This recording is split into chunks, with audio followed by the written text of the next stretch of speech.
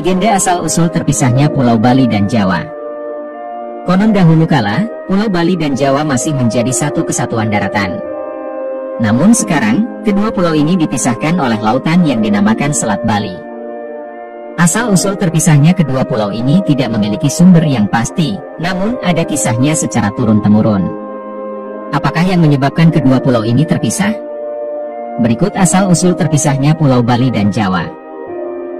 Berawal dari kisah di Kerajaan Daha, Kediri, Jawa Timur. Alkisah di Kerajaan Daha terdapat seorang pendeta bernama Empu Sidi Mantra. Selain dikenal sebagai orang yang sakti mandraguna, ia juga dikenal kaya raya. Empu Sidi Mantra memiliki seorang putra bernama Manik Angkeran. Empu Sidi Mantra dan istrinya sangat sayang kepada anak sematawayangnya tersebut. Manik Angkeran memiliki sifat rakus dan suka berjudi. Empu Sidi Mantra dan istrinya sangat sedih karena Manik Angkeran memiliki tabiat yang kurang baik. Ia dikenal sebagai anak yang suka berfoya-foya dan menghabiskan harta kekayaan orang tuanya untuk berjudi. Jika kalah berjudi, ia akan meminjam uang kepada orang lain. Hal ini membuat Manik Angkeran memiliki banyak utang di mana-mana. Banyak orang yang mencari Manik Angkeran karena tidak mampu membayar utang. Kekayaan orang tuanya semakin menipis setelah Manik Angkeran menghabiskannya bertahun-tahun. Manik Angkeran sangat ketakutan karena ia dicari oleh beberapa orang yang membawa beragam senjata tajam seperti golok dan pedang. Ia bersembunyi di rumah ayahnya, Empu Sidi Mantra, seraya memohon bantuan. Empu Sidi Mantra keluar menghampiri orang-orang tersebut dan ia berjanji akan membayar utang anaknya. Karena segan kepada Empu Sidi Mantra, mereka menyetujui permintaannya untuk datang lagi di kemudian hari. Empu Sidi Mantra meminta bantuan seekor naga yang bernama Naga Basuki. Pada malam harinya, Empu Sidi Mantra berdoa untuk memohon bantuan kepada Tuhan Yang Maha Esa terkait masalah Manik Angkeran. Akhirnya ia mendapat petunjuk supaya pergi ke Gunung Agung untuk menemui seekor naga yang menjaga harta karun di tempat tersebut. Sesampainya di kawah Gunung Agung, ia duduk bersila sambil membunyikan genta dengan iringan mantranya untuk memanggil naga yang bernama Naga Basuki. Naga Basuki kemudian keluar dan Empu Sidi Mantra menceritakan keinginannya. Karena merasa iba, Naga Basuki mengeluarkan emas dan intan dari sisiknya untuk diberikan kepada Empu Sidi Mantra. Ambillah harta ini, cukup untuk membayar utang-utang anakmu.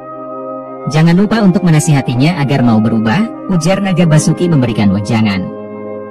Setelah mengucapkan terima kasih, Empu Sidi Mantra pamit untuk kembali ke Jawa Timur. Ia kemudian memberikan semua harta tersebut kepada Manik Angkeran seraya menasihatinya agar tidak mengulangi perbuatan itu. Manik Angkeran sangat senang. Ia lalu menjual harta tersebut untuk melunasi utang-utangnya. Uang hasil pembayaran utang tersebut ternyata masih memiliki sisa yang banyak, sehingga ia gunakan lagi untuk berjudi. Namun kejadian kembali terulang, ia kalah berjudi dan kembali berutang. Manik Angkeran kembali meminta pertolongan ayahnya. Namun sang ayah tidak mau lagi menolongnya. Ia ingat kalau ayahnya pernah meminta bantuan kepada Naga Basuki di Gunung Agung.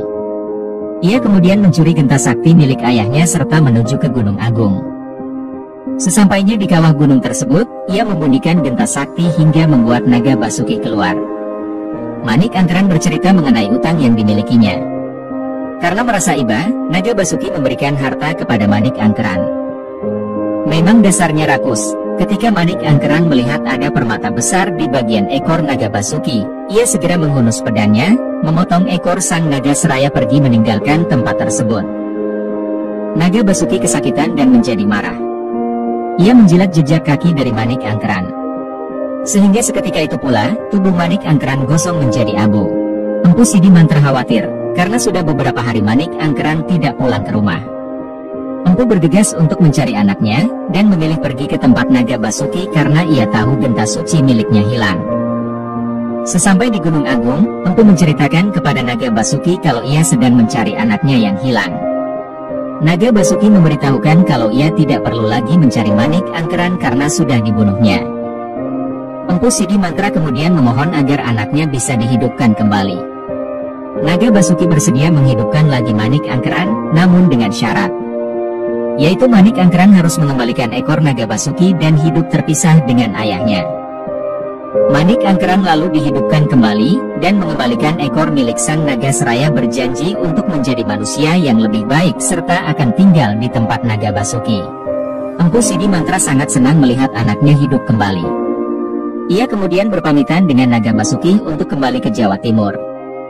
Sesampai di wilayah antara Pulau Bali dan Pulau Jawa, Empu Sidi Mantra mengeluarkan tongkat saktinya seraya menorehkan tongkat itu ke atas tanah, seperti memberikan batas antara Pulau Bali dan Pulau Jawa. Lama-kelamaan, bekas torehan tersebut semakin membesar dan terisi air. Wilayah itu terendam air dan menjadi sebuah selat yang kini diberi nama Selat Bali. Selat ini sebagai pemisah antara Pulau Bali dan Pulau Jawa. Kisah asal-usul terpisahnya Pulau Bali dan Pulau Jawa ini memiliki banyak versi, namun padanya inti sama. Berdasarkan kisah ini, ada hikmah yang bisa diambil. Bahwa seseorang tidak boleh rakus dan hidup berfoya-foya selama memiliki banyak harta, karena pasti ada balasannya nanti.